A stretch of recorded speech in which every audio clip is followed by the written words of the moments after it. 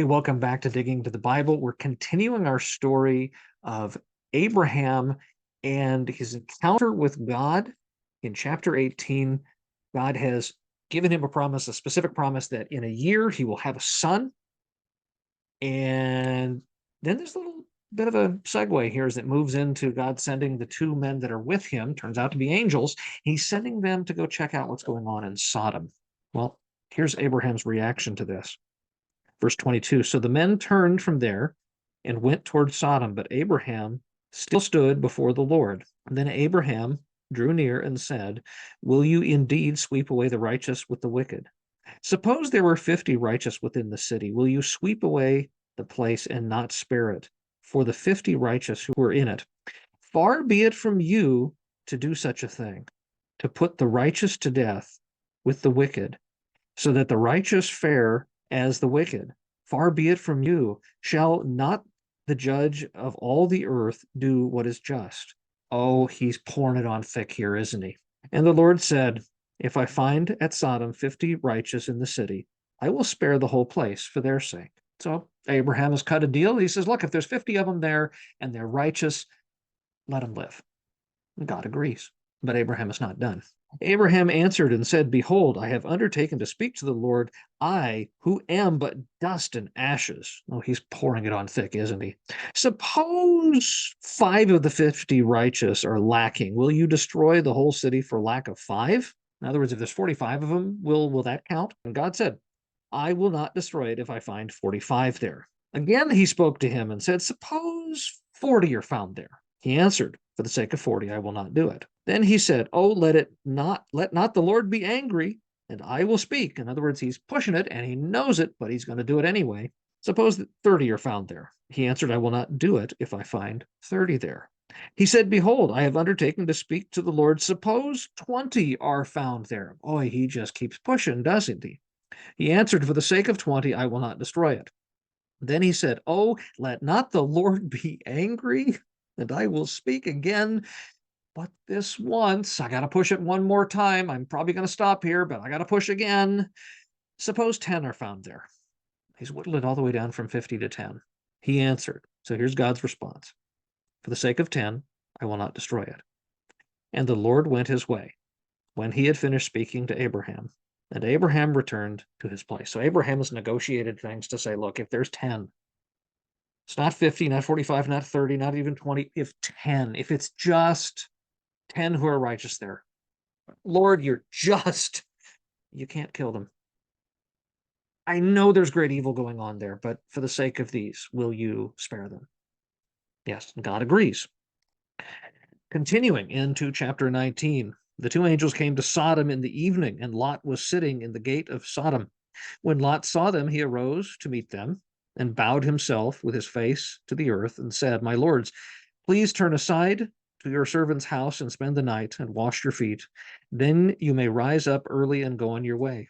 They said, no, we will spend the night in the town square. But he pressed them strongly. So they turned aside to him and entered his house. And he made them a feast and baked unleavened bread, and they ate. But before they lay down, the men of the city, the men of Sodom, both young and old, all the people to the last man, surrounded the house. And they called to Lot, where are the men who came to you tonight? Bring them out to us, that we may know them. Lot went out to the men at the entrance, shut the door after him, and said, I beg you, my brothers, do not act so wickedly. Behold, I have 2 daughters who have not known a man. Let me bring them out to you, and do to them as you please. Only do nothing to these men, for they have come under the shelter of my roof.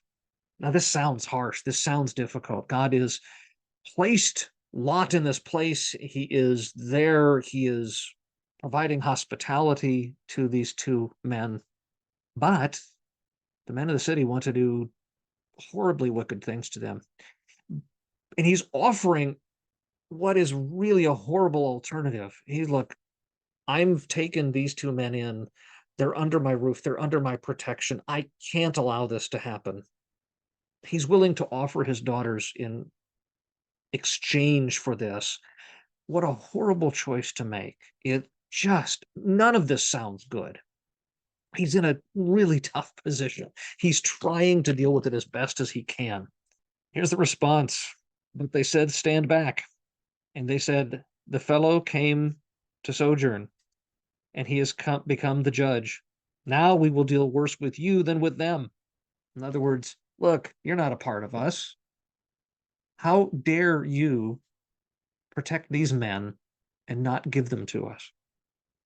Then they pressed hard against the man, Lot, and drew near to break the door down. But the men reached out their hands and brought Lot into the house with them and shut the door. And they struck with blindness the men who were at the entrance of the house, both small and great, so that they wore themselves out groping at the door. I think this is the point at which Lot figures out, I've protected men who can protect me. See, it's the angels of the Lord who are here, and they rescue Lot and they bring him in the house and they strike out the men with blindness. Now let's see what's coming. Then the men said to Lot, have you anyone else here? Son-in-laws, sons, daughters, anyone you have in the city, bring them out of the place. For we are about to destroy this place, because the outcry against his people has become great before the Lord, and the Lord has sent us to destroy it. So Lot went out and said to his sons-in-law, who were to marry his daughters, up, get out of this place, for the Lord is about to destroy the city. But he seemed to his son-in-laws to be jesting, so they didn't take him seriously. As morning dawned, the angels urged Lot, saying, up, take your wife and your 2 daughters who are here, lest you be swept away with the punishment of the city. The daughters are leaving. The wife is set to leave. Lot is going. There's 4 of them left. Even the son-in-laws won't take it seriously. But he lingered. Oh, great Lot. He lingered. So the men seized him and his wife and his 2 daughters by the hand, the Lord being merciful to him. In other words, he's going to force the issue. Like, quit lingering here. Get going. And they brought him out and set him outside the city. And as they brought them out, one said, escape for your life. Do not look back or stop anywhere in the valley. Escape to the hills, lest you be swept away. And Lot said to them, oh no, my lords. Behold, your servant has found favor in your sight, and you have shown me great kindness in saving my life, but I cannot escape to the hills lest the disaster overtake me and I die. In other words, it's too far. I can't do it. Behold, this city is near enough to flee to, and it is a little one. Let me escape there. Is it not a little one? And my life will be saved. Okay. Again, he's cutting another deal. I can't get that far to the hills. How about this city over here? Can I get there? And he said to him, behold, I grant you this favor also, that I will not overthrow the city of which you have spoken. In other words, he's now saving another city in the process of this. They might have been swept away with us as well. Escape there quickly, for I can do nothing until you arrive. Therefore, the name of the city is called Zoar. The sun had risen on the earth when Lot came to Zoar. Then the Lord rained on Sodom and Gomorrah sulfur and fire from the Lord out of heaven, and he overthrew those cities and all of the valley and all the inhabitants of the city and what grew on the ground. But Lot's wife behind him looked back, and she became a pillar of salt. She did what she was told not to do. They were instructed, go, don't turn, don't pause, none of it, just go. But whether out of curiosity, or maybe her heart was not truly set on leaving and her heart was more set on the people that she was leaving behind, turns and then is left behind as a pillar of salt. What an interesting punishment. And Abraham went early in the morning to the place where he stood before the Lord, and he looked down toward Sodom and Gomorrah and toward all the land of the valley, and he looked, and behold, the smoke of the land went up like the smoke of a furnace. So it was that God destroyed the cities of the valley. God remembered Abraham and set Lot out in the midst of the overthrow when he overthrew the cities in which Lot had lived. Now Lot went up out of Zoar and lived in the hills with his 2 daughters, for he was afraid to live in Zoar. Okay, fair. So he lived in a cave with his 2 daughters, and the firstborn said to the younger, our father is old, and there is not a man on earth to come in to us after the manner of all the earth. Come, let us make our father drink wine, and we will lie with him, that we may preserve offspring from our father. So they made their father drink wine that night, and the firstborn went in and lay with her father, and he did not know when she lay or when she arose. The next day the firstborn said to the younger, Behold, I lay last night with my father. Let us make him drink wine also tonight. Then you go in and lie with him, that we may preserve offspring for our father. So they made their father drink wine that night, and the younger arose and lay with him, and he did not know when she lay down or when she arose. Thus both daughters of Lot became pregnant by their father. The firstborn bore a son and called him Moab. He is the father of the Moabites to this day. The younger bore a son and called his name Ben-Ami. He is the father of the Ammonites to this day.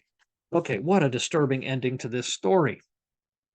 God spares Lot, intends to spare Lot's wife, but fails to do so because Lot's wife looks back. She's not willing to go, spares Lot's daughters, and they do this despicable thing. They've seemingly learned nothing.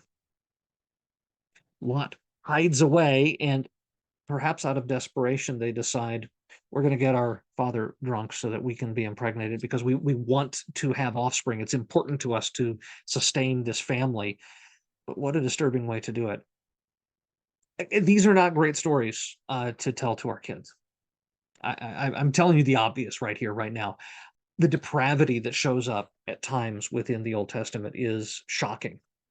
And this is one of those stories where it is just shocking. There's no way to lighten this. This is sexual immorality gone to a degree that is excessive. And the influence that Sodom and Gomorrah had on Lot and his family was deep. So even as Abraham is offering and trying to rescue Lot and the others and save the city, will you save the city for 50 or 35 or 10, or even the 3 that managed to be saved still turn out to be an absolute wreck. This is why it's so great that God is a God of mercy, a God who restores even the horribly depraved. As we move on, hopefully we'll start to get into cheerier stories, but this was just kind of a yuck one. Anyway, God bless. Hopefully this wasn't too disturbing, and we'll see you next week.